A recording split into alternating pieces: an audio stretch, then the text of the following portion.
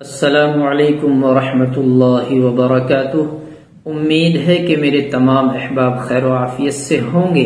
میرے عزیزوں، بزرگوں، پیارے بھائیوں، سردی کے موسم میں ہمارے لیے ضروری کیا ہے؟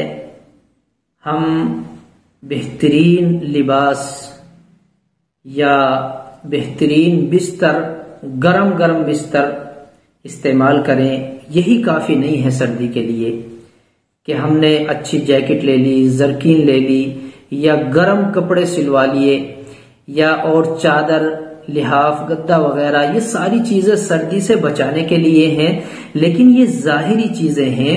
اگر ہمارے جسم کے اندر طاقت نہیں ہے تو پھر ہمیں بہت ساری چیزوں کے استعمال پہ سردی کم ہوتی ہے، اور اگر جسم کے اندر طاقت ہے تو سردی زیادہ نہیں لگتی۔ لگے گی، سردی ہے، لیکن جسم کی طاقت جتنی زیادہ بڑھے گی اتنی ہی سردی کم لگے گی، یہ یاد رکھنا چاہیے۔ تو ہمیں سردی میں کیا کیا چیزیں کھانی چاہیے؟ کچھ ڈرائی فروٹ ہیں، کچھ چیزیں ہیں جو ہمیں اپنے کھانے میں ایڈ کر لینی چاہیے، استعمال کرتے رہیں۔ تو ان میں سے ایک چیز ہے ہمارے لیے کھجور۔ یہ کھجور کی تاثیر بڑی گرم ہے، اس میں وٹامنز اے، بی، سی موجود ہوتے ہیں، اور یہ بہترین غذا ہے سردیوں میں کھانے کے لیے۔ اب اس کا آپ کیسے ہی استعمال کر لیں، دودھ میں پکا کے استعمال کر لیں، اس کے بریڈ بنا کے کھا لیں، کسی بھی طرح اس کی آپ چٹنی بھی بنا سکتے ہیں، کسی بھی طرح استعمال کر سکتے ہیں، آپ اپنے طریقے سے یوز کریں۔ دوسری چیز ہے شہد۔ شہد کی تاثیر گرم ہوتی ہے، سردیوں میں شہد بھی استعمال کرنا چاہیے۔ شہد بھی آپ کسی بھی طریقے سے آپ اپنے ذہن کے اعتبار سے استعمال کر لیں، کوئی حرج نہیں ہے۔ ایک چیز ہوتی ہے مونگ پھلی۔ دیکھیں سردیوں میں اس کے کھانے کا مزہ ہی کچھ اور ہوتا ہے، اور زیادہ بکنے والی چیز سردیوں میں، سب سے زیادہ بکنے والی کھانے پینے کی چیزوں میں یہ مونگ پھلی ہے۔ ہر آدمی کھانا پسند کرتا ہے، تو اس کی تاثیر گرم ہوتی ہے، اس کو بھی ہمیں استعمال کرنا چاہیے۔ ایک چیز ہے تل۔ آپ تل اپنے لڈو بنا کر استعمال کر لیں، یا تل گڑ میں ملا کے استعمال کر لیں۔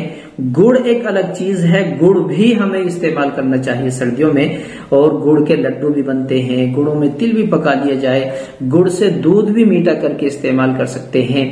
یہ چیزیں ہمارے لیے بے حد مفید ہیں، اور ان کی تاثیر گرم ہے۔ سردیوں میں ہمیں یہ زیادہ سے زیادہ استعمال کرنی چاہیے۔ میں تو یہ کہتا ہوں کہ سردی شروع ہوتے ہی آپ ان چیزوں کو لا کر رکھ لیں گھر میں۔ مونگ پھلی وقتاً فوقتاً لیتے آئیں، باقی چیزیں زیادہ سے زیادہ لے کر آ جائیں، اور ان کو آپ استعمال کرتے رہیں۔ ان سے انشاءاللہ جسم کی طاقت بڑھے گی اور ہماری سردی کم ہو جائے گی۔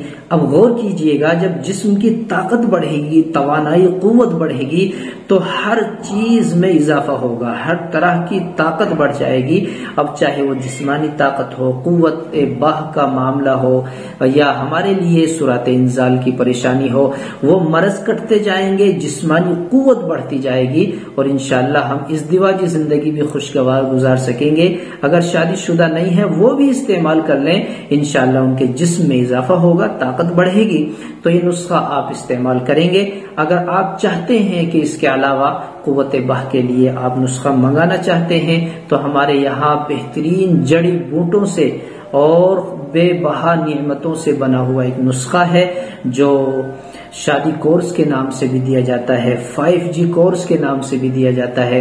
اس میں الگ الگ نسخے جات ڈلتے